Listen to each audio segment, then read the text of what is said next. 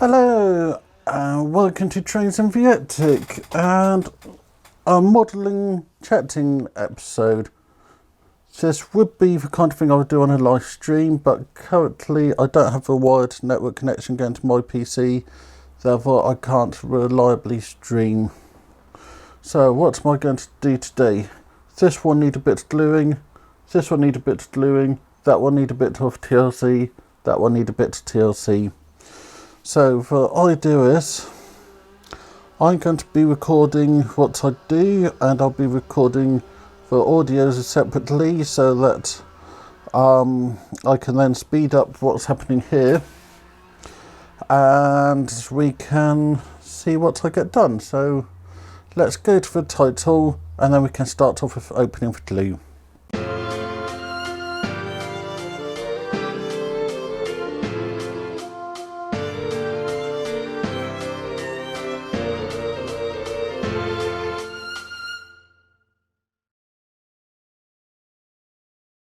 We all know I have a favourite glue, and here it is, the lovely Everbuild Stick to All-Purpose Clear Adhesive 2-minute repositioning. If you want to glue for modelling, you can't beat this. It's work with everything. There's a few things I'll be using for super glue for, but what a lovely product. It comes in this wonderful packaging, lovely cardboard packaging with a nice little bit of plastic, and it shows you exactly what you need to know. You know that you can stick wood, you can break your vase, and you know you only have 5 minutes to reposition it. But there's more to it than just that. You can open it up and get instructions. I don't have a clue what the instructions say because they're in so many different languages. So I'll just read the instruction on the back. Ooh, this is dangerous. Remember, if you're not adult, get adult to help you when you're using glue. If you are an adult, be careful when you're using glue. You can get into some quite sticky situations. Well, I can't do a peel, but I can do an unboxing. One corner, and that's your glue. So this is sticky. How does it work? You have a lid on it, and then you just really lightly touch the bottle to get your glue out. And like I said, my favourite glue, Everbuild Stick to All-Purpose Clear Adhesive. Just to make it clear, I'm not sponsored by them or anything like that. I just felt like putting some entertainment in this video. So let's go and get sticking and chatting. So while you're watching me doing all that modelling and gluing, let's talk about the DCC and power buses I'm going to have on the new layout. So for DCC, we're going to start off with a DCC out, which is blue and black. We're then going to have an ECOS link, which come out as a DIN socket, which then go to the ECOS terminals, I believe they're called, which then turn it to RJ45. So this allows me to attach all the detection, all the boosters, and anything else which is ESU proprietary, including the LNet adapter, which brings us onto the next bus, which is the LocalNet bus. This uses a 6-cord telephone wire, which we all know, and this is used for driven all my points.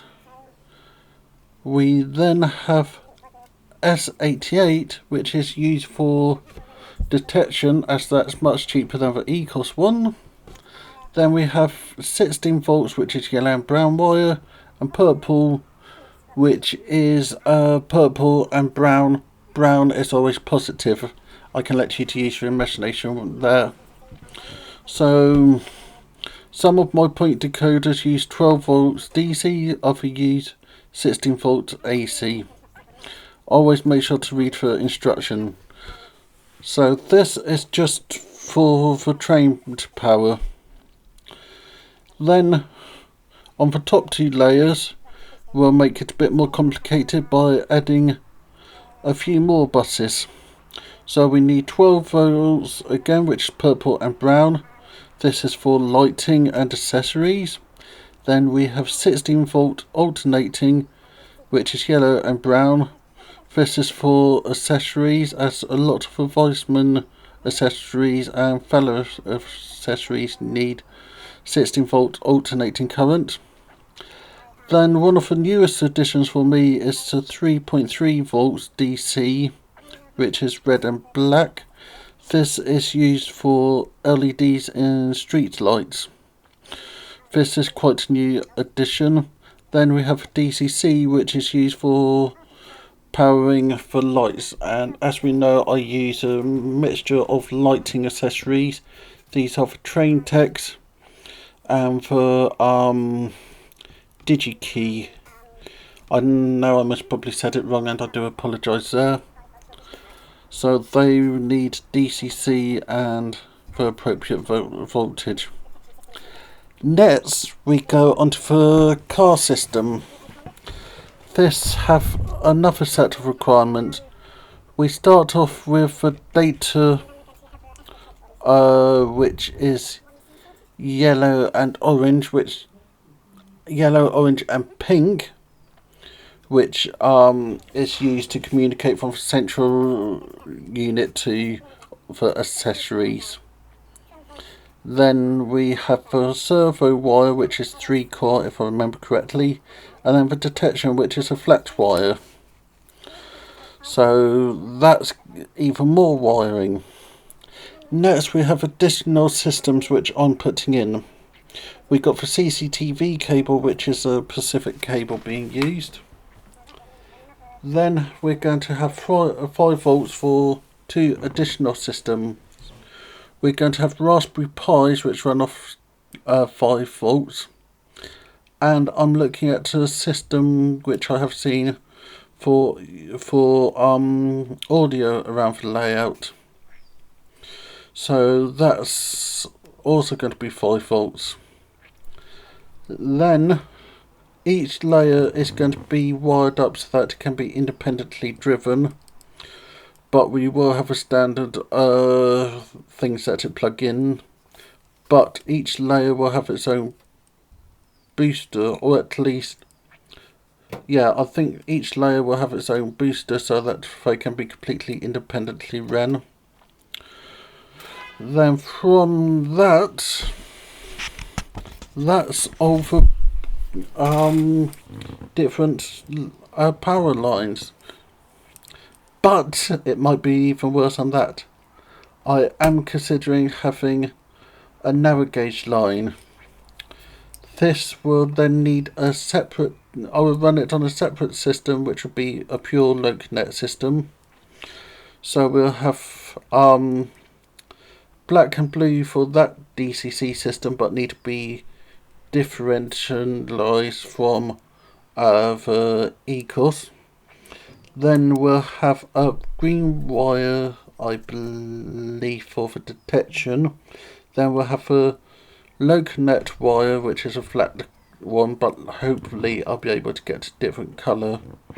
Then it will be able to share the same 16 and 12 volts, but I believe the detection needs its own power supply as well. So one of the biggest thing I'm going to have to plan with this new layout is power, so that I have ways to route the cables from the beginning.